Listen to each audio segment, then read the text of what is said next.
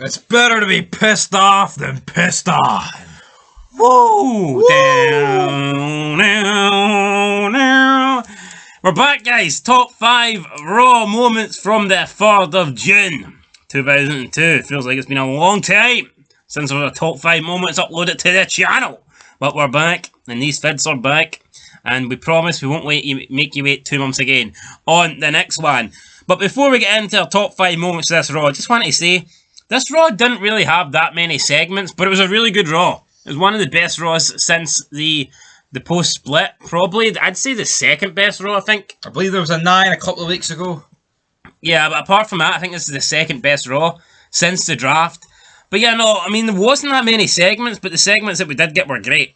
So, yeah, we've no complaints. And we want to give an honourable mention to Booker T and Regal discussing the fucking war between the Americans and the English. Booker T says that his friend George Washington whipped the King's ass, but Regal says it never happened. So it never happened, Booker. Did he only go to one bloody lesson, the bloody fool? Anyway. Right. So honourable mention to that, but it didn't quite make the list. Let's talk about what did make the list. Up first, number 5. Got Bradshaw defending his hardcore, competing. He was competing against Stevie Richards' hardcore title. He wasn't defending shit. He was trying to win it from Stevie Richards. We got a bell in here, a bell on a rope. We had loads of interferences with Jacqueline as referee. We had Crash Holly. We had Just Incredible. Just incredible it was. Nothing incredible about him, but we had a lot of shit going down. Bradshaw, kind of weird. I mean, about a month ago, he was kind of booked as the 3rd biggest babyface on Raw, and then all of a sudden, NWO single-handedly, nice. he's in the 24.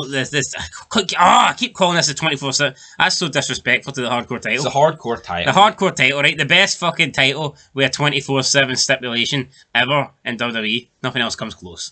So that's pretty much it. That's it. You've carried it. You've saved it. Good night. Bradshaw beats Stevie Richards, goes to celebrate. Climbs onto the steel steps and fucking slips. Perfect. I mean, it would have been better if he fell and slipped and broke his neck, but still lived. It would have been funnier, but nah, he didn't. He managed to like regroup and make a save. So yeah, I mean, that's what it is. Bradshaw versus Stevie Richards hardcore title comes in at number 5. Coming in at number 4 with Goldust. This was brilliant. Comes in even with the same polo shirt, the black polo shirt, pretends to be Coach. The NWO aren't buying it. No, they're not buying it, and I just want to straight up say I think Goldust is the best of the Rhodes family. Not anymore, like I'd say. Well, current day Goldust is awful. Well, current day Goldust is just Dustin Runnels with no character having 20-minute matches. If you look at his son, that says enough, guys. What's his son look like? I don't know what it is. That's the problem. Damn. I don't get it. Like, I mean, because see, Dusty. I could imagine Dusty being a guy. I'm even surprised Dusty let Cody marry Brandy. Like, am I wrong for thinking that, or is it would? I mean, come on, Dusty Rhodes and like Flair. When did he marry her though? I'm sure Dusty was dead before. He must have waited until. No, but I mean, you get my point. Like, I mean, I thought, all right, I'm not saying that Dusty would be my son can't marry a black woman, right? I'm not saying he's that bad, but I mean, I could not imagine Dusty being okay with like a transgender grandson or granddaughter. Would that make him? I don't know. Whatever. Anyway, moving on. Goldust is great. Not so much in 2022, but that's because he's in fucking AEW. Bring him back to WWE, McMahon. One more run, damn it. And tell you what, Goldust can still fucking go. I mean, I tell you what, he's got no character now, and he's just having wrestling matches. But I tell you what, for a 52, 53. 54. He's 58? For a 58-year-old, he fucking alright. What do you say fucking Goldust is? I don't know, I thought he was still in his prime. Oh, yeah. No, I'm pretty sure he's 60 or something. Nah, he's not that old, he's about 54, I think. I guarantee you Goldust is like 50. We're going to do a live check here about the video. You can move on. You can talk about the segment a bit more. Alright, so Goldust comes in, dressed as Coach. I say dressed as Coach, he was wearing a fucking shirt and had a microphone. He was doing Coach face. But he looks nothing like Coach because he's got his face is black and gold and Coach's face is just black, so yeah, you know, that's pretty much it. He looks nothing like Coach, and it's like, I heard the rumors that He's 53. What? I heard the rumors what? that what? I heard the rumors that the NWO were going to let Goldust I mean Goldust. Join the NWO. Those rumours get shot down. Nash is like, no chance. Coach Dust gets deflated. Booker T steps up and goes, you know what, I think we should let this guy... I think we should let this guy... Why did he marry Brock Lesnar's daughter? I think we should let this guy join the faction. X-Pac thinks Goldust is shit. X-Pac doesn't really like Booker T. Watch too much AEW. Booker T says that, well, if Goldust has got a King of the Ring qualifying match with X-Pac tonight, and if Goldust wins, he should be in, and X-Pac should be out. X-Pac's no happy about this. It kind of pops Kevin Nash. Kevin Nash is like, yeah, G-Money. Sure, go for it. Nash then says, G-Money, let's go. I mean, fuck. How do I leave G-Money behind? Big Show, G-Money, fucking no money. It is, it's no money. Fucking no money. Chin's no money. X-Pac's left there on his own. He's like, come on, Kev. So, I mean, yeah, no, a really good segment there. And, will Goldust join the NWO, though? That's what we need to find out. The answer is no. I'm hoping he can, but... Not in this show, but... Speaking of joining the NWO, though, coming in at number 3, with the return of... the Heartbreak Kid, Shawn Michaels. He's found his smile, he's back. After 5 years of being a non-active competitor, he's back to be a non-active competitor. Well, obviously we know Michaels will go on to return to be a full-time wrestler, but in my opinion, the fact that you probably think his wrestling career, since he hasn't wrestled since 1997, or 98, even, right, 98 WrestleMania. Mania 14. WrestleMania 14, so what, March, was it? I think that was in March, that Mania. So he hasn't wrestled since March 98. So that's well over 4 years ago. It's been about 50 months ago. 51 months ago. I think he'd have just assumed that, because see, back in this era, I mean, once people were retired, they kind of were retired, like. Yeah. They weren't needed. Yeah, it wasn't like now, where, oh, fuck, there's no stars, we gotta bring you back. I mean, back in this era, like, when someone did retire, they were pretty much retired, and if they ever came back, it was never for a top spot. You know, it was like, just for like a one-off appearance, or they were always like down the bottom of the card, like a Mr. Perfect, or something like that, you know what I mean? So, anyway, Michaels comes back. It was a good moment, but I think at this stage, everybody felt he was just coming back to be like a manager, like a spokesperson. Yeah, like, there wasn't a for the NWO. From him. It was just... Yeah, no, I think you literally just thought he was just there to stand and wear an NWO shirt. So therefore, it didn't feel like a big deal. Now, if they say, oh, HBK's returning full-time competitor, NWO member, and NWO were going to last more than a week, you'd be thinking brilliant. but it's the opposite. But the fact we're one smile and a tear quad away from this whole thing going up in smokes is, you know, kind of just devalues the return. Anyway, that was number 3. Coming in at number 2 with a tag team match, Eddie Guerrero and Brock Lesnar taking on RVD and Bobby Ray Dudley. This is a great match. These 4 are the big stars of Raw, in my opinion. 4 of the standout stars since the brand split. Would you agree with that? Yes, and what's great about them, all 4 are different. Yeah, I mean, none of these are like the other.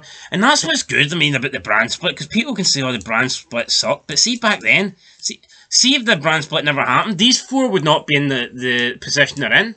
Exactly. You know, they wouldn't have the spotlight on them. And you look at all these other people. I mean, you look at SmackDown, like Edge has been, you know, done really well since the brand split. He wouldn't be getting the same sort of push if the brand split didn't happen.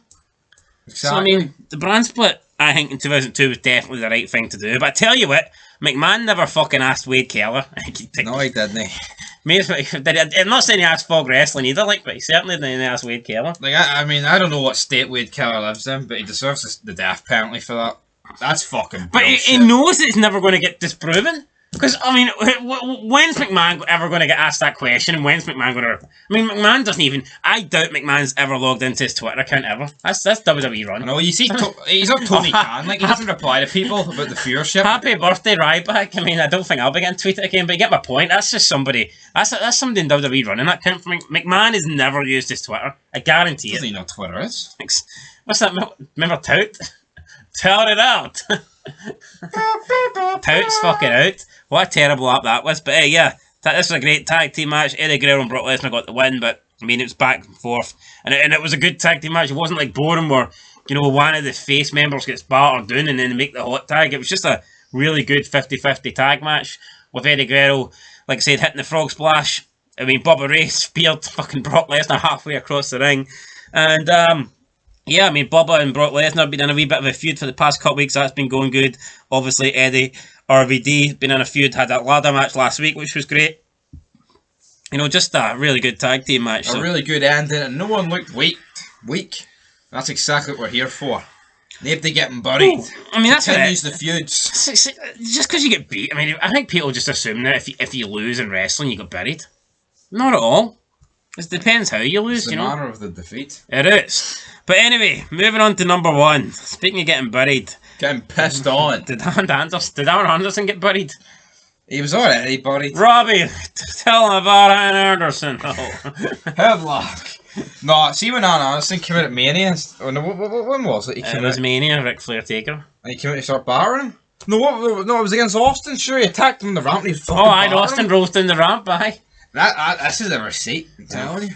Yeah, so fucking Ric Flair's in the ring. He's like, if Austin's trying to attack me tonight, he's going to have to deal with the enforcer, Arn Anderson. They've got Arn Anderson pops up in the Titantron with Austin fucking controlling him. Austin's like propping him up and like it's like a puppet show. That, Rick. Austin whipped my ass. Oh hell yeah! And Austin's like moving fucking Arn Anderson's arms as if Arn Anderson's like doing the whole oh hell yeah. It was great. Then Austin, Ric Flair calls himself the Nature Boy, and Austin goes like, "What is a Nature Boy? Do you like to play with boys? Do you like nature? Do you like boys?" And he's like, don't answer that. But in the meantime, when Austin's going, do you like nature? Do you like boys? In the background, you just hear like Arn Anderson make this fucking like groaning sex noise. It was fucking weird. Do you like boys? Arn Anderson likes boys. Then Austin. Pat Patterson likes boys. Pat Patterson should have been the one that got pissed on. But then Austin finishes it was like, talking about nature. Nature's calling, and it's better to be pissed off than pissed on. And then the screen cuts to black and we're thinking, what the fuck happened here? But a quick YouTube search and we found out that Austin pissed on Arn Anderson. I did not know this was a thing. This was new to me. And this is what's great about watching this back. Even though, I mean, you have like a rough idea, right, of what's happened every year, right? You have a rough idea of who's champion and who's this and who's that. But I think when you watch these shows, there's always going to be moments where you're like, oh, I didn't know that happened. That was cool. Yeah, that was it. You know, there's probably lots of moments that have never really been highlighted over the years, but they've happened and they've been really good. So yeah, Austin pissing on Arn Anderson. It starts at the show, but it's ending number 1 on our list. So that is it, guys. That is the 5 there. We had the hardcore title match with Coach Dust, with HBK returning, with the epic tag team match, and with Austin pissing on Arn Anderson. That was our top 5 moments. If you've watched this show, then let us know your top 5 moments down below. And that is it. Leave a like, subscribe, comment, share this video if you can, and we will catch you in the next one. We don't know what the next video is going to be, but I've got a feeling 10 reasons why Ryback sucks will be coming soon. So until next time. Feed me more. Dun, dun, dun, dun, dun, dun, dun, dun. Feed me more.